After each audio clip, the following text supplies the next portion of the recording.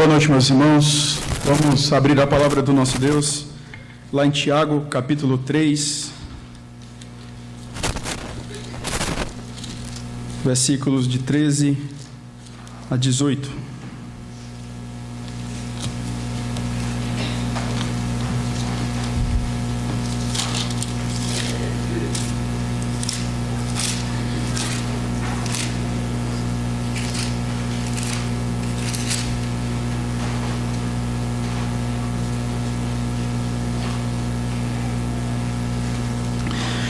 Tiago, capítulo 3, do versículo 13 até o versículo 18, diz assim a palavra de Deus: Quem entre vós é sábio e inteligente?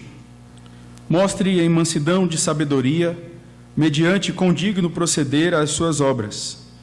Se pelo contrário tendes em vosso coração inveja amargurada e sentimento faccioso, nem vos glorieis disso, nem mintais contra a verdade. Esta não é a sabedoria que desce lá do alto, antes é terrena, animal e demoníaca. Pois onde há inveja e sentimento faccioso, aí há confusão e toda espécie de coisas ruins. A sabedoria, porém, lá do alto é primeiramente pura, depois pacífica, indulgente, tratável, plena de misericórdia e de bons frutos, imparcial, sem fingimento. Ora, é em paz que se semeia o fruto da justiça para os que promovem a paz. Mais uma vez, irmãos, eu quero orar. Oremos. Senhor, nós estamos aqui diante de Ti para ouvir a Tua voz, conforme foi dito, e carecemos da Tua iluminação, carecemos que o Senhor fale conosco. Nós que carregamos o Teu bom nome nas nossas vidas, pedimos que o Senhor seja propício a nós, pecadores, nesta noite. Que o Senhor fale aos nossos corações, muda, Senhor, o mais íntimo do nosso ser, que possamos ter as nossas feições direcionadas a Ti, que o nosso amor seja Teu, que possamos odiar o mundo, aborrecer o mal. Tem misericórdia de nós, porque tantas vezes nós estamos reunidos aqui e muitas vezes saímos daqui e não nos lembramos daquilo que ouvimos, daquilo que falamos. Deus, tem misericórdia de nós. Nós precisamos de Ti. Fala conosco, fala com o Teu povo nesta noite, no nome de Jesus. Amém. O que caracteriza um sábio? Eu creio que muito do entendimento que nós temos sobre alguém que é sábio é alguém que tem um banco de informações gigantesco, é alguém que sabe muitas coisas. Um sábio é visto em nossos dias como alguém que tem sempre aquela frase de efeito, aquela frase certa na hora certa. E, enfim, alguém que conhece muitas coisas. Essa pessoa, em nossos dias, é visto como uma pessoa sábia. Mas nós estamos progredindo no entendimento da sabedoria, e eu creio que isso não é novidade para muitos dos que estão aqui. E Tiago está falando para uma igreja que precisava praticar aquilo que ouvia. É nesse contexto, nessa situação, que Tiago trata a questão da verdadeira sabedoria. O que significa a verdadeira sabedoria? O que caracteriza alguém que verdadeiramente é sábio? Uma pessoa sábia é alguém que pratica aquilo que sabe, aquilo que conhece da palavra de Deus. Não é somente aquilo que eu sei, mas é a minha vida. Aquilo que eu faço com aquilo que eu sei. A habilidade de responder biblicamente diante das situações da vida. A forma como eu trato a minha esposa, a forma como a minha esposa me trata, a forma como eu encaro os meus relacionamentos, a forma como eu me relaciono com as pessoas da igreja, a minha relação, a minha conduta, ela demonstra se de fato eu sou sábio. Sábio não é aquele que sabe somente, mas é aquele que vive aquilo que sabe. É por isso que Provérbios ele diz que o temor do Senhor é o princípio da sabedoria. E aí no capítulo 8 ele vai dizer que a sabedoria consiste em aborrecer o mal, ou seja, odiar o mal, temer a Deus, e a partir desse temor fazer as escolhas corretas. A verdadeira sabedoria, ela é refletida numa vida que de fato agrada ao nosso Deus. Tiago, ele inicia este capítulo no versículo 1 do capítulo 3, ele diz: meus irmãos, não vos torneis muitos de vós mestres, sabendo que havemos de receber maior juízo. E até o versículo 12, ele está falando sobre os mestres, mas com princípios que acabam resvalando em toda a igreja. O contexto aqui, a partir do versículo 13, ele continua tratando com os mestres. Eles se achavam sábios, eram pessoas que se achavam capazes, é por isso que ele inicia essa sessão perguntando: quem de vocês é verdadeiramente sábio? Porque eles diziam: não, nós somos sábios, nós temos pleno conhecimento para assumirmos a posição de liderança na igreja. E é baseado nessa questão que Tiago ele faz essa pergunta, esse autoexame. E diante disso, dessa breve introdução, eu convido você a meditar comigo sobre a pergunta: você é verdadeiramente sábio? Será que a sua vida, ela de fato tem sido uma expressão dessa sabedoria que é Cristo? Cristo é a sabedoria.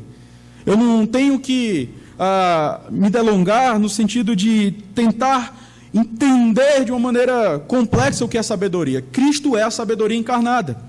E se eu vivo Cristo na minha vida, eu vivo de fato aquilo que é sabedoria. Então, nós temos a pergunta, conforme já disse para vocês. Tiago ele inicia fazendo essa pergunta: quem de vocês é sábio e inteligente?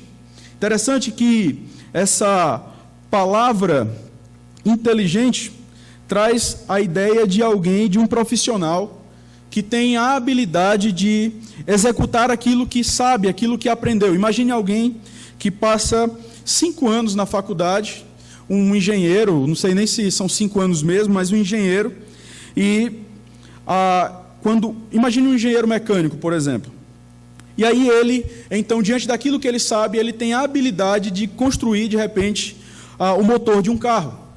Aquilo que ele sabe vai ser revelado, na verdade, diante da sua prática.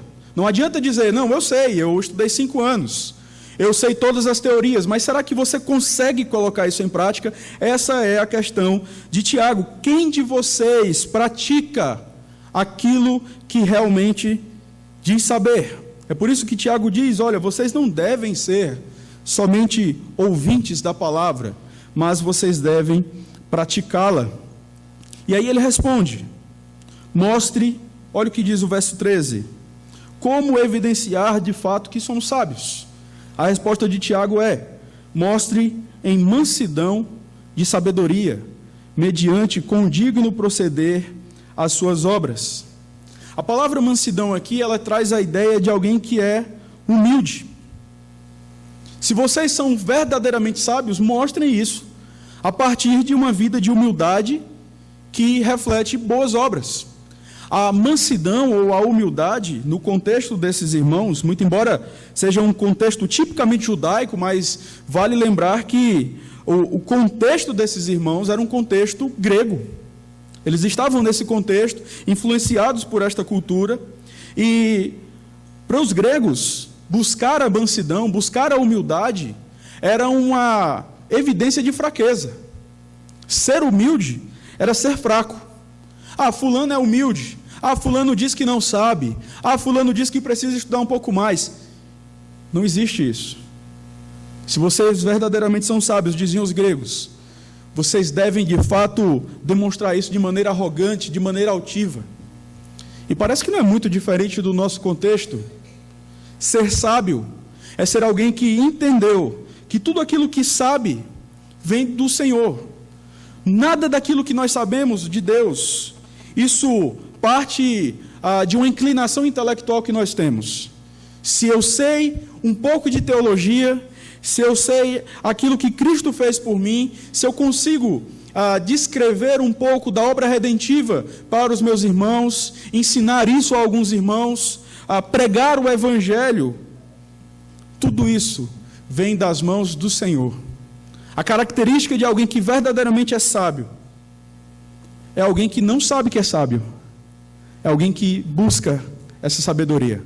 O verdadeiro sábio, ele não se intitula sábio, ele sempre entende, ele sempre corre, ele sempre faz aquilo que Paulo diz: eu não julgo ter alcançado, mas uma coisa eu faço, eu prossigo para o alvo. Eu não sou uma obra acabada. A palavra de Deus diz que Paulo ele fala que estou plenamente certo que aquele que começou a boa obra, ele vai completar essa obra. Todos nós que estamos aqui somos uma obra inacabada. O Senhor está trabalhando em nós e não temos qualquer motivo, irmãos, de nos colocarmos de maneira superior aos outros. Mas não é muito difícil nós nos depararmos com pessoas que se portam arrogantemente, como se soubessem de todas as coisas. E não, eu não preciso de conselhos. Não, eu não preciso de visita. Não, eu não preciso ser instruído nesse ponto, porque eu sei, porque afinal de contas, eu estou na igreja há 30 anos. Se você demonstra isso, você está mostrando que você é um tolo e não um sábio. Um sábio de acordo com as Escrituras é alguém que demonstra isso por meio de uma vida humilde. A sua vida fala, não são as suas palavras, mas é a sua conduta. E o próprio Senhor Jesus, ele quebrou essa ideia grega, quando ele, sendo mestre, o Senhor por excelência, ele diz em Mateus 11:29, tomai sobre vós o meu jugo e aprendei de mim, porque sou manso e humilde de coração. Se o próprio Senhor Jesus se coloca nessa posição de mansidão e de humildade, nós não somos maiores do que o nosso Senhor. Todos nós aqui carecemos de instrução. Todos nós aqui, inclusive esse que vos fala, carece de pastoreio, carece de orientação. Porque só existe um pastor supremo sobre as nossas vidas, é o Senhor Jesus. Todos nós carecemos de aprendizado. Todos nós carecemos de conselhos. E por que muitas vezes nós rejeitamos? Por que muitas vezes nós não nos abrimos para sermos acompanhados pelas pessoas? Porque nos julgamos melhores. Nos julgamos como detentores do conhecimento que vai solucionar as nossas questões. Mas nos portamos assim e as nossas vidas vão se destruindo. No meu trabalho, de repente, eu sou alguém que não dou testemunho. O meu casamento é uma desgraça. A minha relação com os meus filhos é uma desgraça. Mas eu não me abro para ser acompanhado. Por quê? Porque eu sou muito bom. E a palavra tem um nome para isso, além de pecado: tolice. Então, queridos, nós precisamos tomar bastante cuidado com isso. O Senhor Jesus, ele pronuncia a bênção que aguarda os mansos. Em Mateus 5, versículo 5, diz: bem-aventurados os mansos, porque herdarão a terra. A verdadeira sabedoria leva o crente ao entendimento de que tudo vem de Deus e não há motivos para arrogância. Conforme falei, se nós queremos resumir a questão aqui e demonstrar como eu posso praticar a sabedoria, como eu posso viver isso, viva Cristo. Cristo é a sabedoria encarnada. Sem Cristo não há possibilidade de uma vida sábia. Sem Cristo não há sabedoria. Sem Cristo só há desgraça e tolice. Se eu afirmo que estou nele, eu devo andar como ele andou. Cristo é a sabedoria. E nós devemos buscar nos conformar a Cristo. Nós devemos buscar pensar como Cristo pensaria sobre determinadas coisas. Ou, na verdade, sobre tudo. Falar o que Cristo falaria, nos portar como Cristo se portaria. Esse é o viver sábio.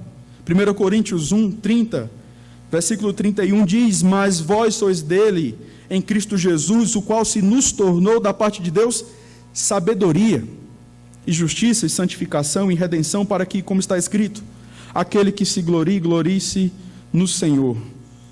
E aí, irmãos, nós percebemos aqui que sabedoria não é o acúmulo de informações, mas é a vivência do conhecimento. Você conhece a Cristo? Você conhece a doutrina? Essa é a primeira pergunta. Mas a segunda pergunta, tão importante quanto essa, o que na verdade justifica o conhecimento que você tem, é: você vive o que você prega? Você vive esse Cristo que você afirma conhecer? E aí Jesus, ele diz no final do versículo 19 do capítulo 11 de Mateus: mas a sabedoria é justificada por suas obras. Sabedoria que só serve para propalar conhecimento, que só serve para vomitar citações de livros, mas não torna a pessoa humilde, não torna a pessoa misericordiosa, não torna a pessoa mais crente, mais alguém que ama mais a Deus, alguém que ama o próximo, alguém que se envolve mais na igreja. Isso não é sabedoria. Sabedoria nos faz parecidos com Cristo.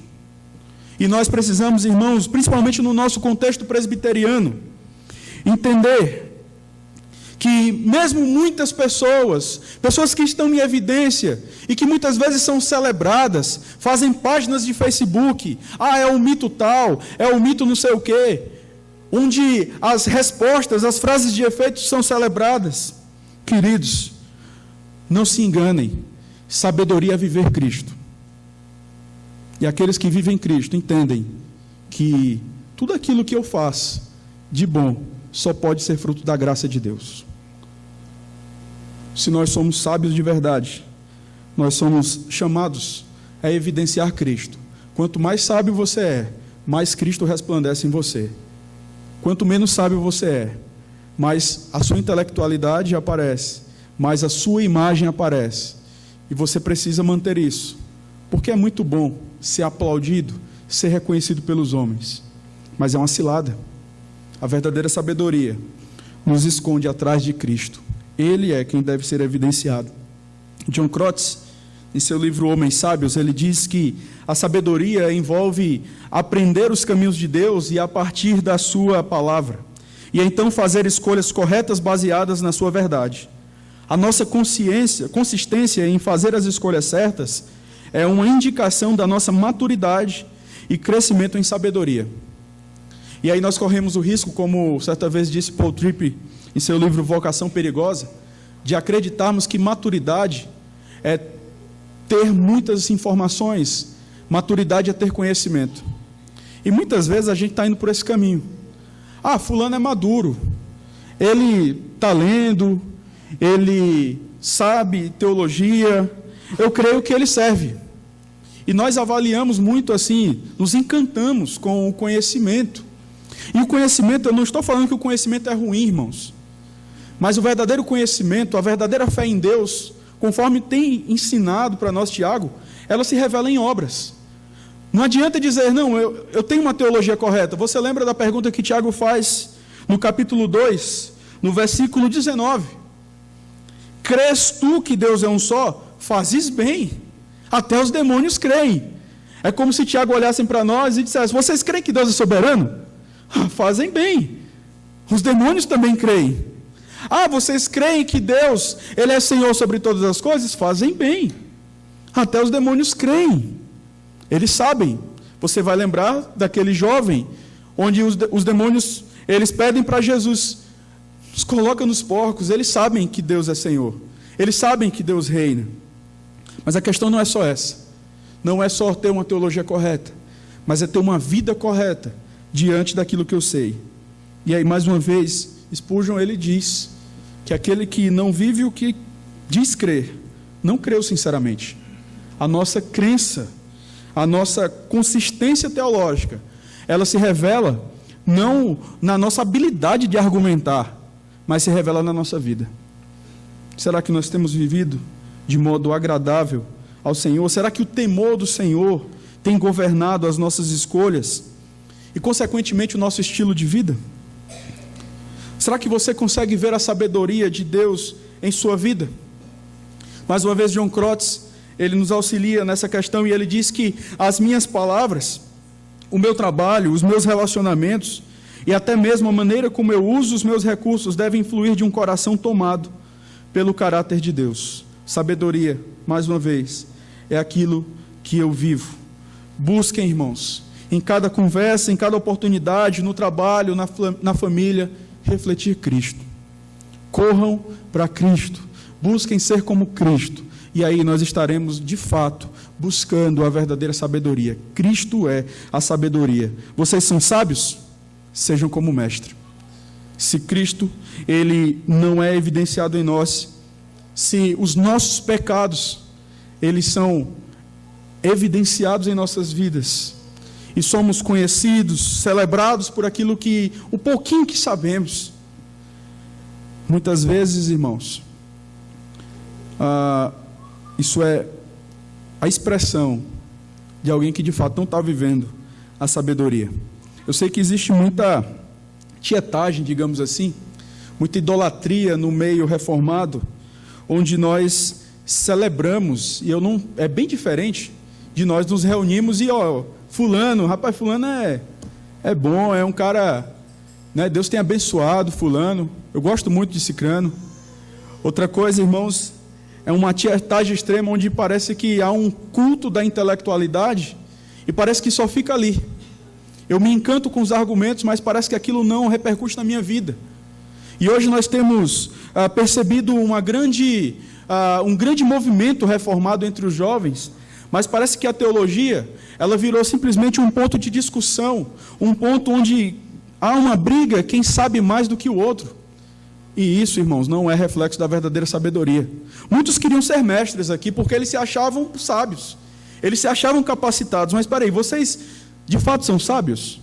Então demonstre através de uma vida humilde. Essa é a verdadeira sabedoria. E é isso, irmãos, que nós precisamos perseguir. A segunda questão que nós percebemos no texto, Tiago ele vai fazer agora um contraponto entre a falsa sabedoria e a verdadeira sabedoria. Do verso 14 até o verso 16, Tiago ele vai falar sobre a falsa sabedoria. Você vai perceber que no versículo 14, Tiago ele vai falar sobre duas características ou dois frutos da falsa sabedoria. Olha o verso 14. Se pelo contrário tendes em vosso coração inveja amargurada e sentimento faccioso, nem vos glorieis disso, nem mintais contra a verdade.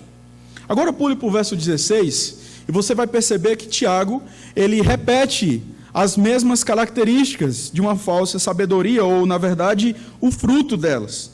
Verso 16, pois onde há, mais uma vez, inveja e sentimento faccioso, aí há confusão e toda espécie de coisas ruins. Mas no verso 15, Tiago ele vai falar de onde procede essa falsa sabedoria. Qual a procedência da falsa sabedoria? Leia o verso 15, por favor, comigo. Esta não é a sabedoria que desce lá do alto. Antes é terrena, animal e demoníaca. Em que consiste a falsa sabedoria? Consiste no fato de que ela é terrena, ela é animal e ela é demoníaca. Mas ele diz, ela não procede do alto. A verdadeira sabedoria só pode vir de Deus. Cristo se revela a quem quer. Se Cristo é a verdadeira sabedoria, essa sabedoria, ela não pode ser encontrada pelo esforço humano, ela não pode ser encontrada pelo meu planejamento pessoal. Ou Cristo vem até mim, ou eu estou perdido. A verdadeira sabedoria só pode vir de Deus. E aí ele traça aqui a primeira característica, ou o primeiro resultado da falsa sabedoria. O primeiro resultado, ou o produto da falsa sabedoria é, na verdade, a primeira característica dessa falsa sabedoria, ela é terrena. Ou seja, ela é restrita ao mundo. Os sistemas de valores, ou seja, aquilo que uma pessoa pensa sobre a vida, pensa sobre a família, pensa sobre a igreja, é regida por aquilo que o mundo ensina, e não por aquilo que a palavra de Deus diz. Tem muito crente lendo a arte da guerra, e lendo a arte da guerra e vai se relacionar de acordo com aquilo. É a questão daquela postura maquiavélica. E a palavra de Deus, ela nos chama, irmãos, para morrermos uns pelos outros. O Evangelho, ele vai totalmente na contramão daquilo que o mundo tem a nos ensinar. Mas muitos, estão formulando a sua visão de mundo a partir daquilo que esse mundo corrompido diz, e não a partir daquilo que a palavra de Deus diz. E aí não é raro você, muitas vezes, se deparar na igreja com relacionamentos destruídos, sentimento de vingança, facções, porque é o sistema terreno que formula a forma como a pessoa vê o mundo. Mulheres, vocês devem se vestir de acordo com o que a palavra de Deus diz, e não de acordo com aquilo que o seu pai chega, ou o seu marido chega e de repente diz, não, mas o que é bonito é para se mostrar. Isso é a sabedoria do mundo. Nós devemos nos vestir com decência. Nós devemos refletir a sabedoria de Deus. Quer ver alguém sábio? Olhe como essa pessoa se veste. Olha como essa pessoa fala. Olha como ela resolve problemas de relacionamento. É claro, irmãos, que eu não estou falando aqui de uma sabedoria perfeita, mas estou falando de pessoas que se arrependem quando demonstram em alguma situação da vida uma sabedoria terrena. E você, como eu não tenho dúvida que você, muitas vezes, já demonstrou e luta, mas nós progredimos, nós corremos para o alvo que é Cristo. A palavra de Deus nos diz no Salmo 7, no Salmo 19, versículo 7, a lei do Senhor é perfeita e restaura a alma, o testemunho do Senhor é fiel e dá sabedoria aos simples. A palavra de Deus é perfeita para conduzir a minha vida. A palavra de Deus é suficiente para determinar as minhas paixões, para determinar aquilo que eu devo amar e aquilo que eu devo odiar, para determinar como eu devo falar, como eu devo ver, como eu devo resolver as questões. Será que quando surge uma situação, a nossa pergunta, será que ela é, o que Deus pensa sobre isso? Ou será que nós simplesmente não perguntamos e agimos de acordo com o nosso coração? E aí nós vamos para a segunda característica da sabedoria que não vem do alto. É uma sabedoria que é animal. A ideia de Tiago aqui, com essa expressão, é uma sabedoria carnal. É alguém que se conduz pelas suas paixões. É alguém que se conduz pelas suas preferências. É alguém que é conduzido pelo seu coração, pelos seus apetites. Não alguém que é conduzido pelo Espírito Santo de Deus, que nos conduz pela sua palavra. A sabedoria animal é uma sabedoria irracional. E aí nós temos lá em 1 Coríntios 3, versículo 3, porquanto, havendo entre vós ciúmes e contendas, não é assim que sois carnais e andais segundo o homem? E aí o perigo, muitas vezes nos deparamos com crentes que querem ser os crentes descolados. Nossa, nunca imaginei que eu usar essa palavra, descolados, né? É antiga essa palavra. É aquela coisa, mas isso é besteira, não tem problema nisso. É aquele crente que quer mostrar uma maturidade. Mas isso aí não tem problema. Mas fazer isso aqui não tem problema. E aí são pessoas que muitas vezes nós falamos, tem problema sim. Pois onde está na Bíblia? Mostra aí na Bíblia. Quando fala assim nesse tom de voz, é porque ela não quer saber o que está na Bíblia. Você não é dono da sua vida. Você não tem que ser conduzido pelas suas paixões, pela sua cultura. Você tem que ser conduzido pela Escritura, pela cultura do reino de Deus. É Deus quem formula as suas paixões, é Deus quem formula aquilo que você vai amar, é Deus quem formula aquilo que você vai odiar, é Deus quem diz que acampamento você deve ir, é Deus quem diz que tipo de música você deve ouvir, é Deus quem determina que tipo de trabalho você deve abraçar, é Deus quem determina a pessoa com quem você deve se relacionar, é Deus quem determina a nossa vida. Não é o nosso coração, irmãos. Mas muitos não vão confessar isso. Mas eu não tenho a sabedoria animal. Mas as obras tolas muitas vezes são evidenciadas no seio da igreja. Cuidado. Se arrependa hoje. Se arrependa. Não abrace as coisas que o mundo diz. A palavra de Deus nos diz no versículo 4 de Tiago: infiéis, não compreendeis que a amizade do mundo é inimiga de Deus?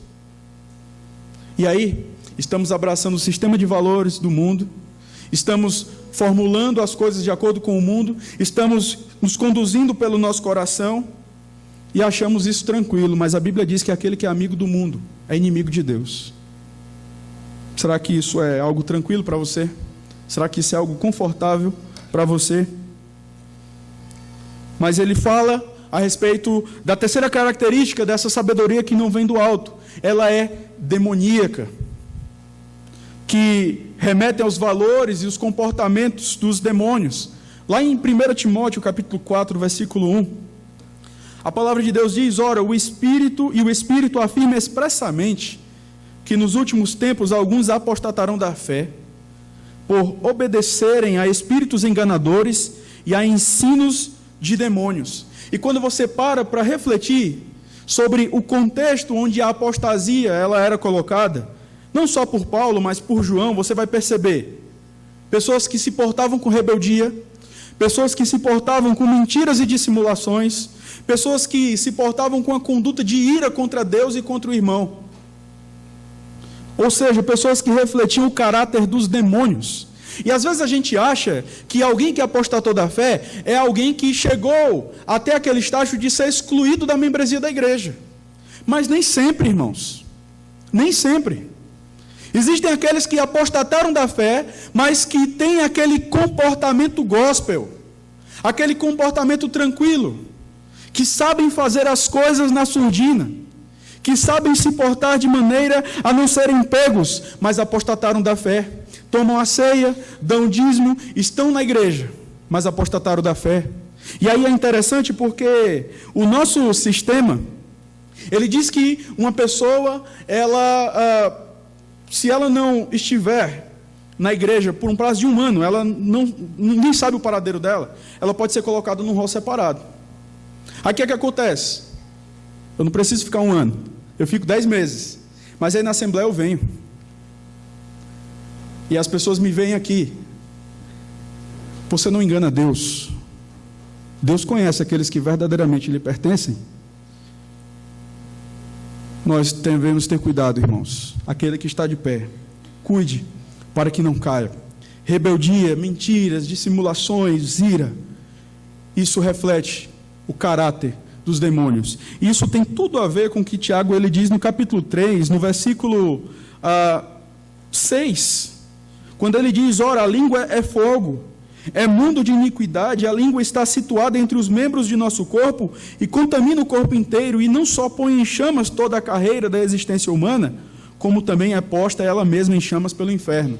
E nós vimos no domingo passado que essa ideia ela é tão somente influenciada pelos valores do inferno, pelos valores dos demônios. Mas aí Tiago, ele fala sobre o que a falsa sabedoria produz. E aí eu quero relembrá-lo. O que diz o verso 14 e o verso 16. A falsa sabedoria, ela produz inveja amargurada. Essa palavra amargurada, ela traz a ideia de uma água que está num poço e é uma água não potável. Ela está lá. Não serve para nada. E quem for beber aquela água vai fazer mal à sua própria vida. A amargura é isso. É algo que está guardado no coração, que está ali. E quando alguém tem contato com ela, isso desgraça a vida das pessoas. A inveja amargurada, ela traz a ideia de alguém que é implacável diante dos erros dos outros. É alguém que gostaria de estar naquela posição. E quando percebe a falha de alguém, eu vou lá e vou destruir aquela pessoa. Eu fico na espreita. Eu fico ali aguardando. Por quê? Porque essa pessoa quer ser santa demais, ela quer ser crente demais. Eu quero mostrar para ela que ela não é tudo isso. E aí, na primeira oportunidade, eu vou lá, e a minha atitude é sem misericórdia. Essa é a ideia de inveja amargurada.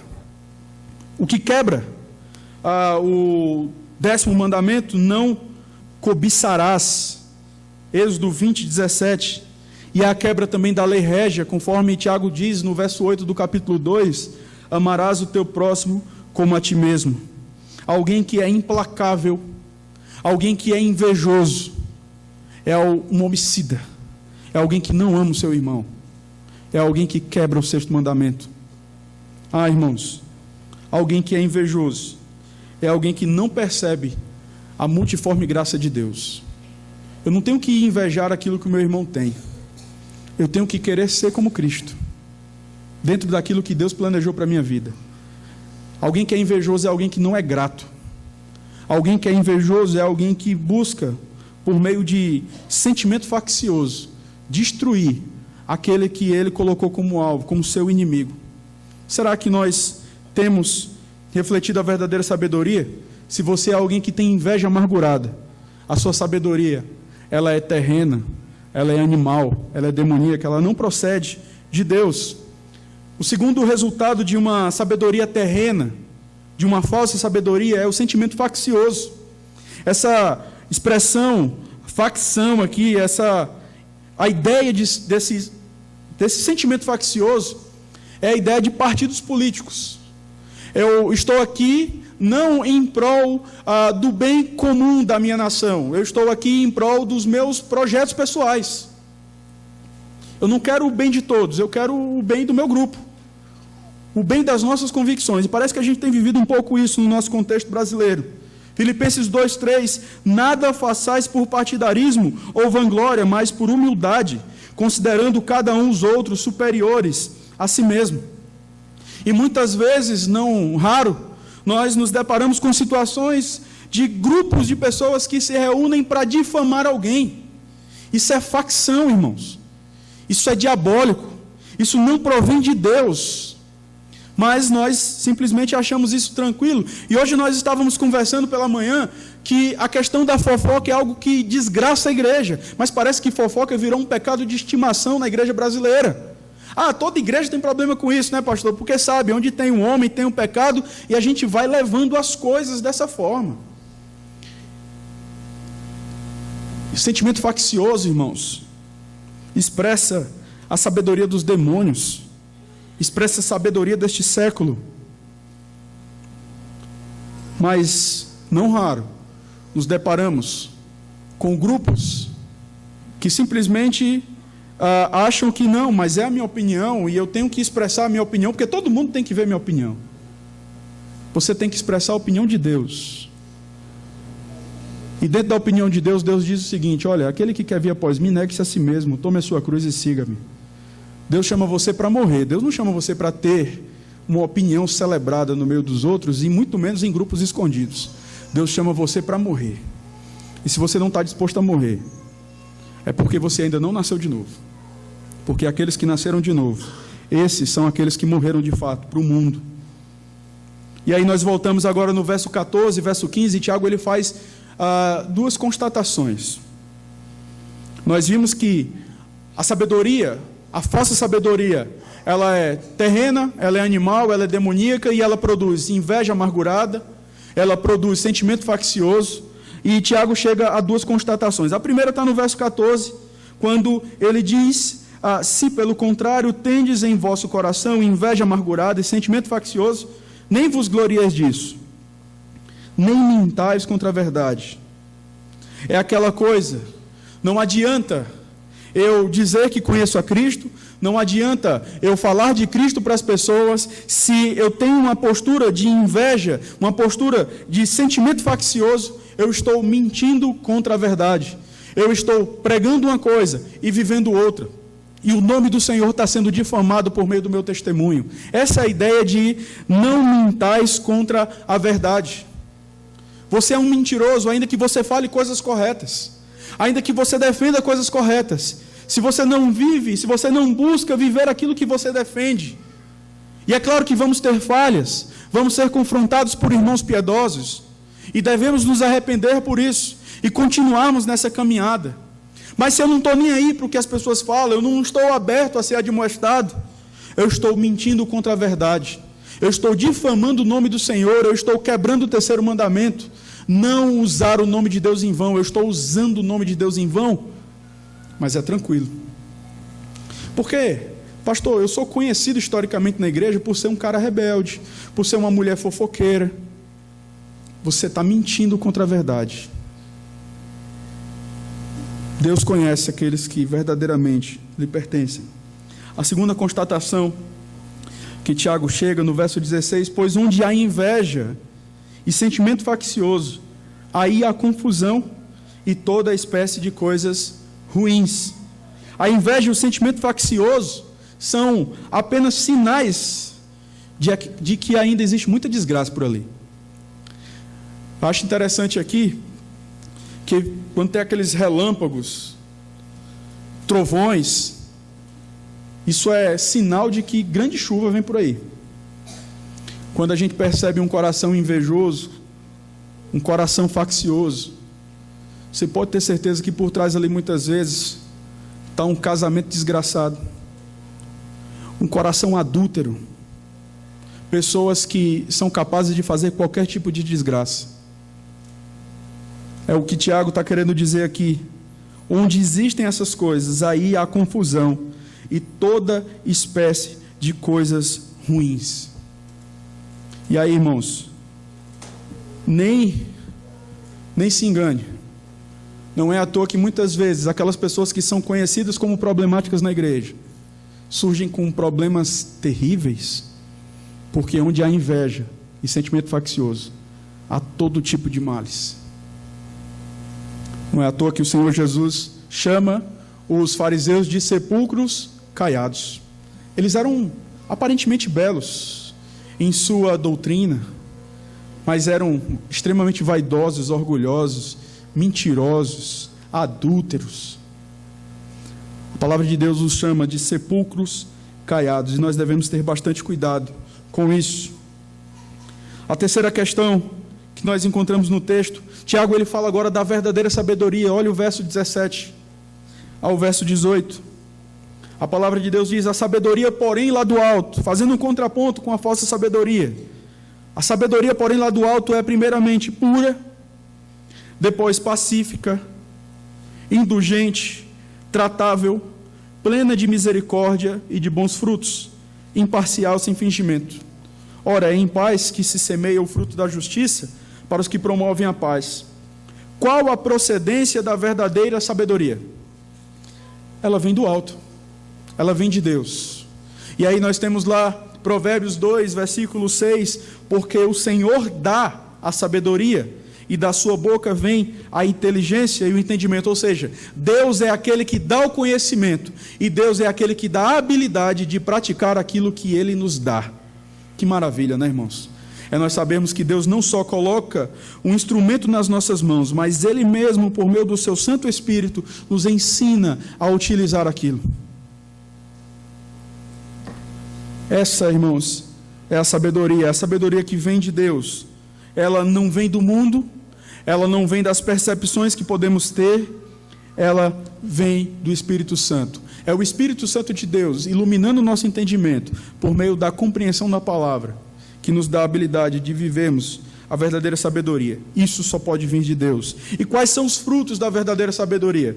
No verso 17, Tiago ele vai falar que uma pessoa que é verdadeiramente sábia, a verdadeira sabedoria, ela produz uma pessoa, primeiro, pura. A ideia aqui é de pureza moral, de pureza doutrinária. É alguém que pensa concordemente com as Escrituras. É alguém que busca, por meio da sua vida, demonstrar a santidade de Deus, ou, na verdade, viver a santidade de Deus em todas as esferas. É pureza. É algo que nós devemos buscar. É algo que nós lutamos. Nós temos as nossas dificuldades. Nós temos pecados. João diz, olha, nós não podemos dizer, em outras palavras, eu estou parafraseando aqui João, ele diz que, se vocês dizem que não tem pecado, vocês estão mentindo. Vocês de fato têm. Mas ele diz, filhinhos, destas coisas vos escrevo para que não pequeis. Se todavia alguém pecar, nós temos advogado junto ao Pai. O pecado na minha vida, o pecado na sua vida é um acidente e não uma prática, porque eu devo buscar pureza. Isso não é uma coisa de puritanismo, isso é uma coisa bíblica. A verdadeira sabedoria produz uma pessoa pura. E de repente você esperava, a verdadeira sabedoria produz um sábio fenomenal, que vai sentar como, sei lá, um monge, e aí eu vou lá, é o oráculo, e ele vai me dizer muitas coisas. Não. O verdadeiro sábio, ele é alguém que busca pureza na sua vida.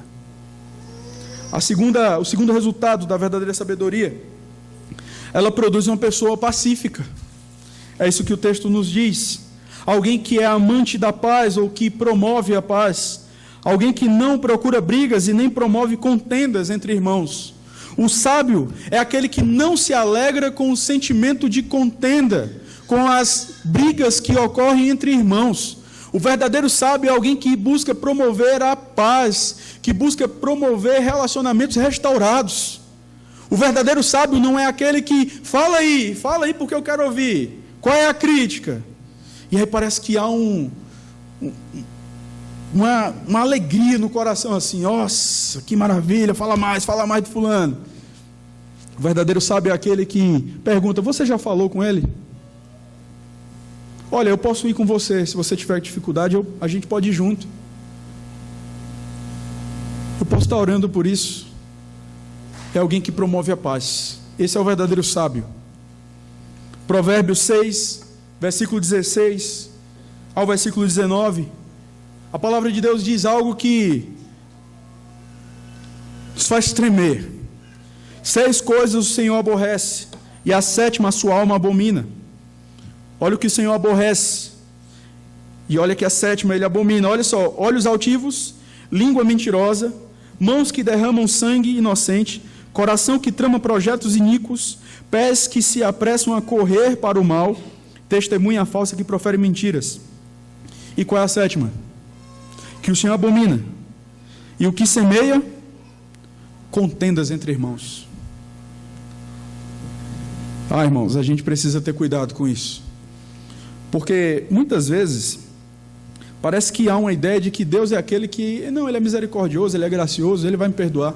E aí eu vou alimentando o meu coração. Por quê? O pecadão é o adúltero.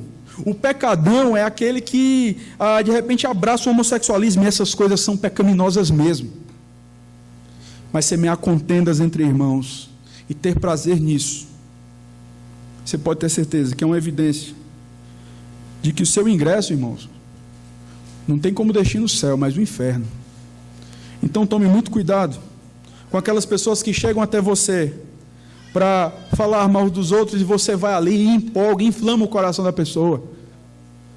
A pessoa que é verdadeiramente sábia é uma pessoa pacífica, alguém que é amante da paz, mas é alguém também indulgente.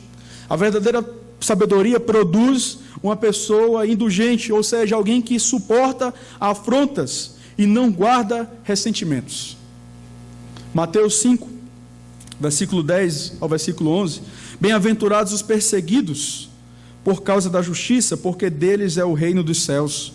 Bem-aventurados sois quando por minha causa vos injuriarem e vos perseguirem, e mentindo disserem todo mal contra vós. Mas parece que essa realidade está um pouco distante da realidade da igreja brasileira, porque nós somos tão parecidos com o mundo que as pessoas não mais nos perseguem pelo evangelho que dizemos que vivemos.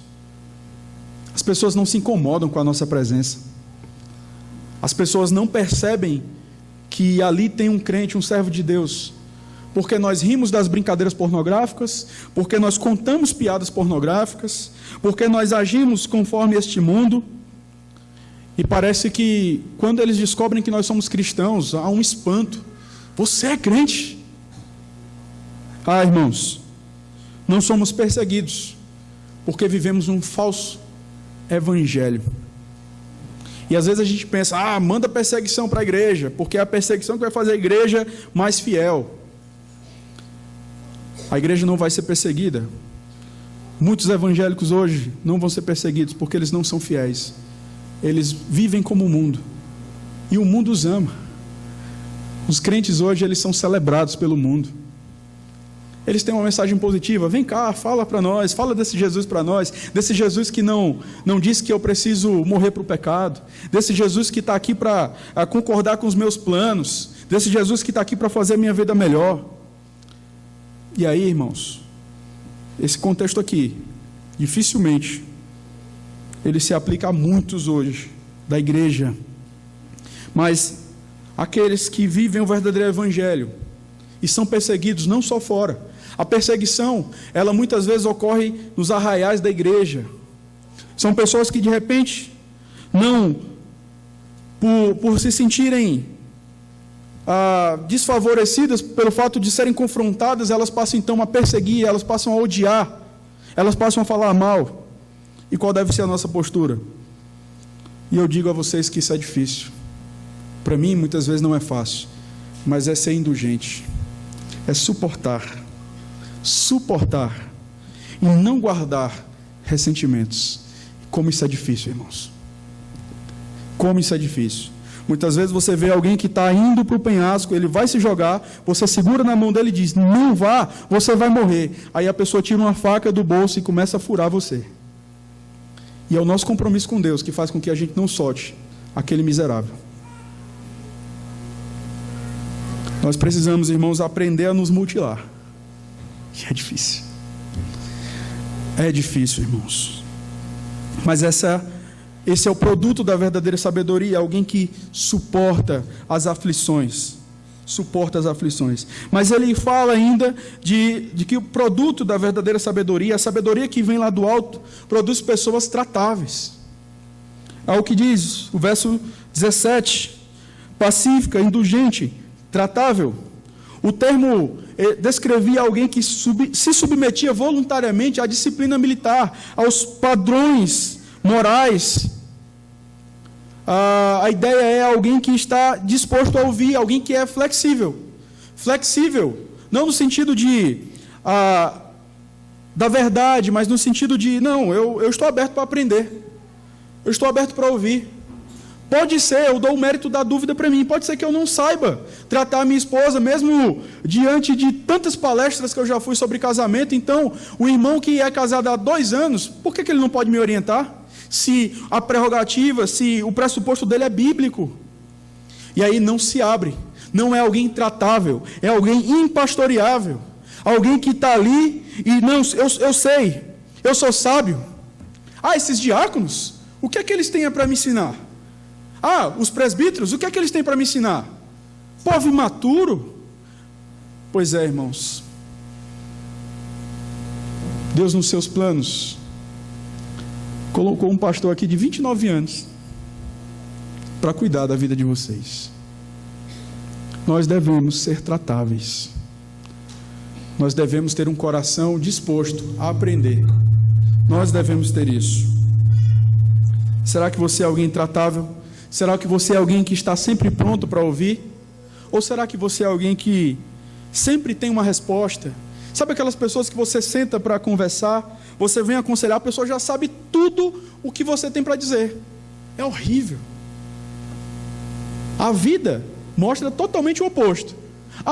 Não, sim, e tal. Aí você vai lá, aconselha a pessoa, vai para aconselhar, mas sai aconselhado. Já aconteceu isso com você? Você vai para conversar, a pessoa vomita 20 versículos assim, você, nossa. Pessoas que não são tratáveis, mas que se vestem de uma capa de piedade. Irmãos, a verdadeira sabedoria, ela consiste no fato de saber ser disciplinado, de baixar a cabeça e dizer, meu irmão, se você tem a palavra de Deus para mim, eu estou aqui para ouvir. Pode ser que eu não esteja vendo da maneira correta. Se você me convencer pelas Escrituras, e fale isso de coração sincero, não fale isso como quem está afrontando o outro, eu irei mudar, eu irei repensar, ainda que isso possa trazer danos para a minha vida. Mas é interessante que Provérbios fala, no capítulo 9, versículo 7, que o que repreende o escarnecedor traz afronta sobre si, e o que censura o perverso a si mesmo se injuria. Não repreenda o escarnecedor para que não te aborreça. E aí você vai lá, você vai repreender o irmão, o tolo. O que é que acontece? Ele te odeia, porque ele não ama a sabedoria. Ele não fala mais com você, ele te evita. Já aconteceu isso com você? Nós temos que ser tratáveis, irmãos. Nós temos que estar dispostos a aprender, a ouvir aquilo que o Senhor tem a nos dizer. E sabe de uma coisa? Deus, ele resolveu usar pecadores como nós para fazer isso. Deus usa a sua palavra, mas usa instrumentos que muitas vezes a gente fica, ele usou um jumento para falar. Não é isso que está lá na Bíblia? É isso. Mas nós, irmãos, quando rejeitamos os conselhos, nós estamos rejeitando, não é o irmão, nós estamos rejeitando a Deus, porque o meio de Deus é a igreja. Deus resolve utilizar a igreja. Mas olha o que é que diz Provérbios 12, versículo 15. O caminho do insensato aos seus próprios olhos parece reto, mas o sábio dá ouvidos aos conselhos. Não, eu sei do que é certo.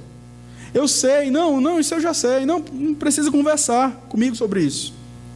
Eu sei que fere o nosso orgulho quando alguém chega para nós, como já aconteceu várias vezes comigo, mas como tem sido bom para a minha vida, de tempos em tempos. Irmãos que chegam, pastor, eu queria orar pela sua vida. Fulano, eu quero orar pela sua vida. Eu lembro de uma vez que foi no impulso, irmãos. Foi no impulso mesmo. Eu estava numa igreja e a gente vai cumprimentando os irmãos e a gente fala assim, Deus te abençoe, né? Geralmente a gente faz isso, Deus te abençoe, Deus te abençoe. E aí veio uma irmã e, nossa, vocês já me conhecem um pouco e às vezes algumas coisas acontecem assim. E aí eu olhei para a irmã e disse, Deus te dê sabedoria. Para que eu falei isso? A irmã me procurou depois. Não, pastor, é porque eu fiquei encucada com uma coisa. O que foi? Não, porque o senhor disse, Deus me dê sabedoria. Eu fiquei pensando sobre aquilo, irmãos. E nós precisamos ter um coração ensinável, um coração de discípulos. É isso que nós precisamos. A verdadeira sabedoria, ela se reflete em alguém que é pastoreável. E eu não estou falando aqui só da minha relação com vocês, mas eu estou falando da relação mútua da igreja, de irmãos na fé, que chegam para conversar com você e orientar você. Abra o seu coração, seja alguém tratável, demonstre a verdadeira sabedoria. Mas o outro produto da verdadeira sabedoria, a verdadeira sabedoria, a sabedoria que vem de Deus, ela produz pessoas plenas de misericórdia e de bons frutos. É a demonstração de preocupação com os necessitados e a capacidade de perdoar rapidamente. Você vai no capítulo 2 e você observa Tiago falando sobre a necessidade de termos boas obras, obras de misericórdia, de nos preocuparmos de fato com a miséria do irmão, atendermos as suas necessidades.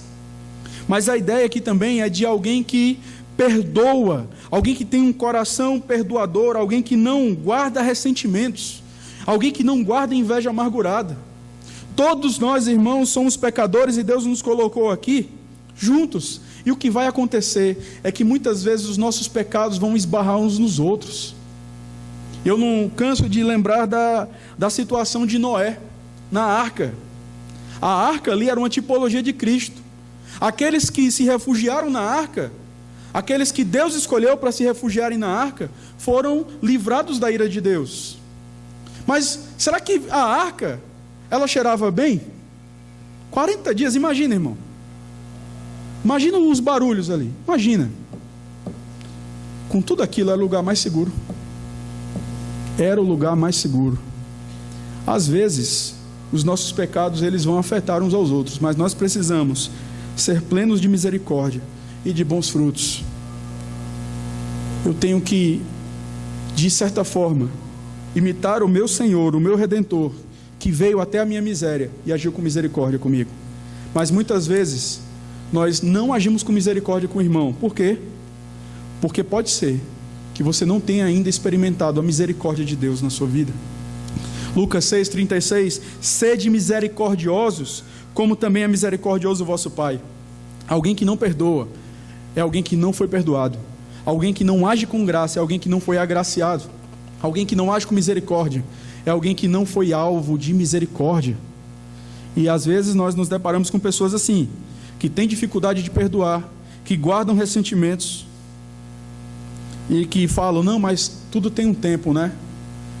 O tempo não é seu, o tempo é de Deus. E Deus diz que você tem que perdoar hoje, você tem que ser misericordioso hoje. Deus não está preocupado com o seu sentimento, Deus não está preocupado com o seu conforto. Deus quer que você seja como Cristo, e quer isso hoje, quer isso agora. Essa ideia diabólica, não, eu vou me guardar aí uns 15 dias, eu preciso, sei lá, viajar, respirar, tomar um ar fresco, eu preciso trocar as penas. Aí usam umas frases assim de efeito, umas coisas que você olha assim, acha até bonito. Isso é terreno, irmão. Você foi chamado para agir com misericórdia, mas você não age, porque provavelmente você não experimentou essa misericórdia na sua vida. Mas alguém que reflete a verdadeira sabedoria é alguém que é imparcial. produto da verdadeira sabedoria é imparcialidade, é alguém que é coerente, resoluta, que é fiel a seus compromissos e convicções, não faz distinções injustas. Tiago, ele fala que nós não devemos ter fé em nosso Senhor Jesus Cristo, Senhor da glória, em acepção de pessoas. Ou seja, nós tratamos todas as pessoas igualmente. O crivo é a palavra de Deus. Eu não tenho que selecionar algumas pessoas, mas já pensou? Eu sou misericordioso, mas é só com os amigos, com aqueles que ele cresceu, ou que ela cresceu. Não, irmãos. Uma vez que Deus nos colocou aqui, somos irmãos na fé, Deus nos chama para não fazermos acepção de pessoas. Nós devemos agir com misericórdia sobre aqueles que conhecemos há muito tempo, mas sobre aqueles que nós sabemos que são nossos irmãos na fé e que de repente conhecemos desde a semana passada. Não fazemos distinção de pessoas. E por último, Tiago, ele fala que uma pessoa que reflete a verdadeira sabedoria é uma pessoa sem fingimento. Olha aí, mais uma vez, o verso 17, no final. Sem fingimento, ou seja, sem hipocrisia. Um verdadeiro sábio é alguém que é sincero, alguém que não simula o que não é, alguém que não usa máscaras. E como é difícil, irmãos, muitas vezes encontrarmos pessoas sinceras. A sinceridade em amor. Eu não estou falando daquela sinceridade que diz respeito ao outro, aquela sinceridade que não ama, a sinceridade que só visa não, é porque eu sou sincero, sabe como é que é? Aí eu falo o que vem à minha cabeça. Isso não é sinceridade, isso é tolice. A verdadeira sinceridade, ela é filtrada pelo Espírito Santo, que nos conduz pela palavra de Deus. Então, irmão, vem cá, eu preciso ser sincero com você. Eu estou percebendo isso. Você vai chamar essa pessoa individualmente. Eu estou percebendo isso, essa situação aqui. É isso mesmo.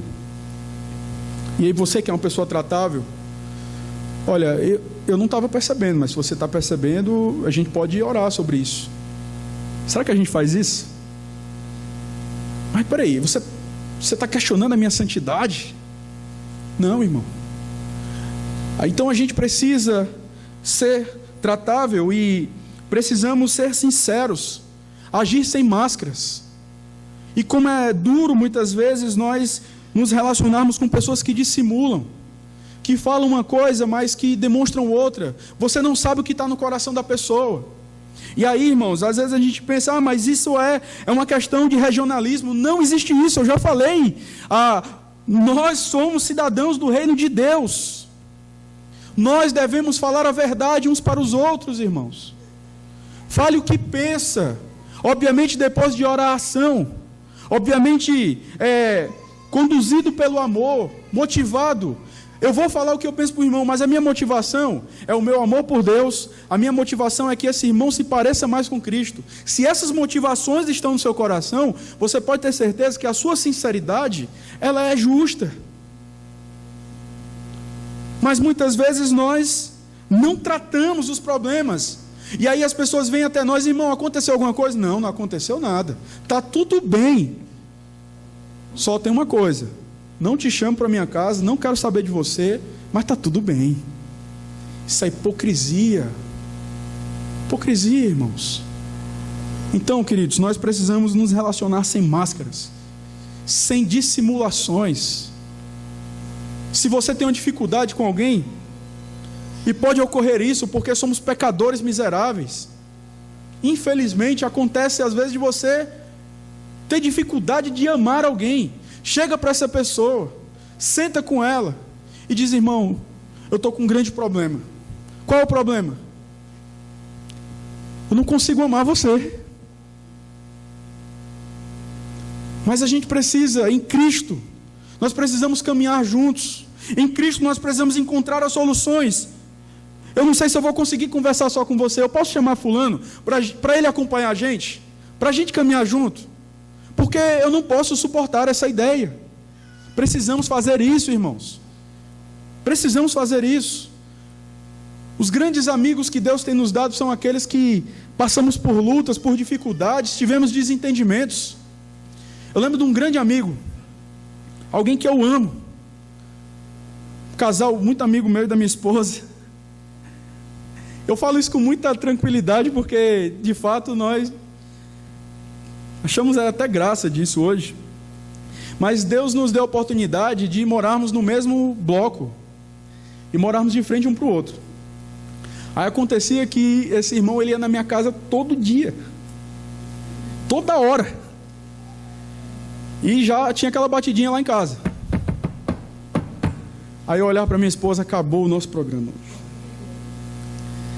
E é interessante que eu, pecaminosamente, porque eu não fui sincero, aí o que é que eu fazia? O irmão batia na minha porta, aí eu botava no mute, na TV, né?